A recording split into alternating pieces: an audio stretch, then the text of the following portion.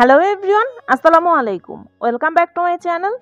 আজকে আপনাদের সাথে দারুণ মজার একটি ভর্তার রেসিপি শেয়ার করব। এখন যেহেতু কাঁঠালের সিজন, আর এ সময় কিন্তু আমরা এই কাঁঠালের বিচিগুলো দিয়ে নানা রকমের তরকারি রান্না করেও খাই, আবার বিভিন্নভাবে কিন্তু ভর্তা তৈরি করেও খেয়ে থাকি। আজকে এই কাঁঠালের বীজ আর ইলিশ মাছের লেজ দিয়ে দারুণ মজার একটা ভর্তার রেসিপি আপনাদের সাথে শেয়ার করছি। তৈরি করা খুবই সহজ, আর এই ভর্তাটা খেতে কিন্তু ভীষণ মজার হয়ে থাকে। এখানে আমি নিয়েছি বেশ কিছু কাঁঠালের বিচি। এখন এগুলোকে একটা পাত্রের মধ্যে নিয়ে ভেজে নিব, চুলার হিটটা মিডিয়াম লোয়ের মাঝামাঝিতে রেখে।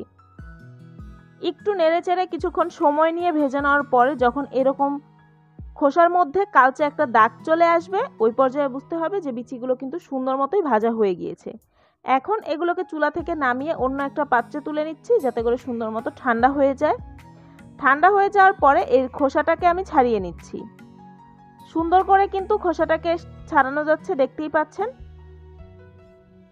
একে একে সবগুলো কাঁঠালের বীজের খোসা আমি এভাবে ছাড়িয়ে নিয়েছি।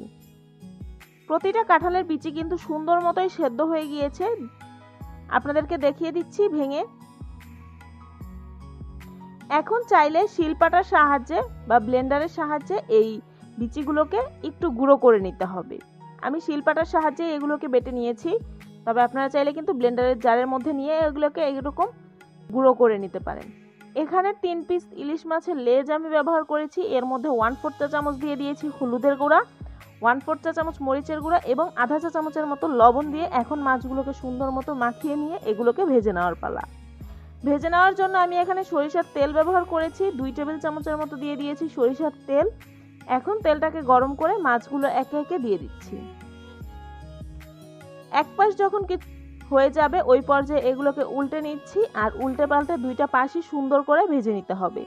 একদম যে কড়াভাবে মুচমুচে করে ভাজতে হবে এমন কোনো ব্যাপার না, খুব বেশি মুচমুচে করে কিন্তু ভাজার কোনো প্রয়োজন নেই।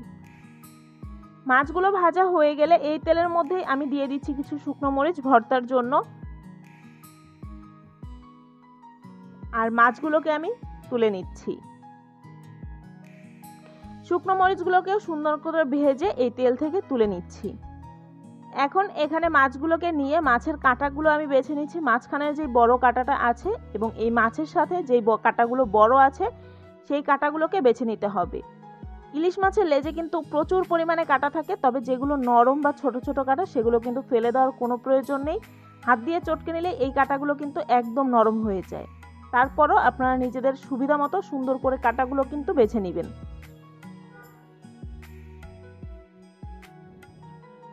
কিছুটা লবণ দিয়ে এখন এই মরিচগুলোকে হাত দিয়ে চটকে ভেঙে নিচ্ছি। শুকনো মরিচের পরিবর্তে চাইলে কিন্তু এই ভর্তাতে কাঁচা মরিচটাও ব্যবহার করা যাবে।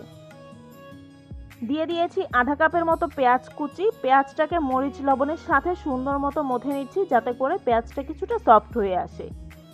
এরপরে সেই মাছ আর কাঁঠালের বীজের গুঁড়োগুলোর সাথে সুন্দর করে মিশিয়ে নিয়ে এর মধ্যে দিয়ে দিয়েছি 2 টেবিল চামচ পরিমাণ ধনিয়া পাতা কুচি, 1 টেবিল চামচের মতো সরিষার তেল, আর মাছ ভাজার পরে যে তেলটা বেঁচে গিয়েছিল সেই তেলটাও কিন্তু আমি এই ভর্তার মধ্যে দিয়ে দিয়েছি। 1 টেবিল চামচের মতো দিয়ে দিচ্ছি লেবুর রস। লেবুর রসটা অপশনাল, কেউ যদি পছন্দ না করেন সেক্ষেত্রে কিন্তু বাদও দিতে পারেন, তবে লেবুর রসটা দিলে এই ভর্তাটা খেতে কিন্তু অনেক বেশি মজার হয়ে থাকে।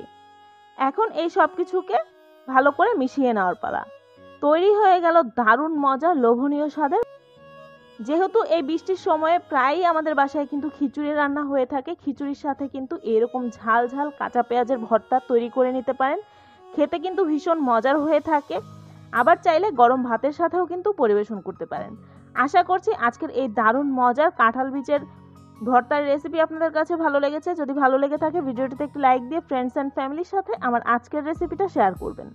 আমার চ্যানেলটা যদি এখনও সাবস্ক্রাইব করে না থাকেন তাহলে প্লিজ আমার চ্যানেলটা সাবস্ক্রাইব করবেন। সবাই খুব বেশি ভালো থাকবেন। আল্লাহ হাফেজ।